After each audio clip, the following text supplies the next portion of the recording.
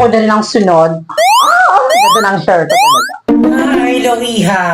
Tari naman ang client ko. Sosyal, mukhang stateside. Naku, excited na talaga ako, madam. Kaya umuwi ako dito galing sa Australia.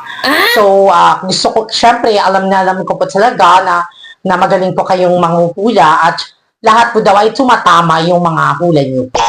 Start na po tayo, madam, kasi excited talaga ako kung talagang dito ko talaga makita ang aking the one dito sa Pilipinas. Kasi Liha, medyo maganda yung nakakaguhit sa palad mo. Walang malabo lang mata ko or kasi may katarata pa kasi ako, hindi ko pa natanggal tong katarata. Ganun po. What?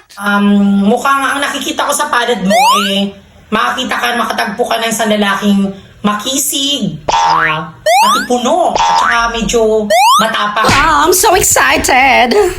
Mukhang lalaki to, patay na patay sa'yo to kasi nakita ko medyo habulin ka nito sa sobrang siguro baka in love sa'yo. Wow, ang haba ng hair ko! Good luck, ha? Okay, makikita kayo, baka paglabas mo na yan dyan, makikita mo na yan. A few moments later.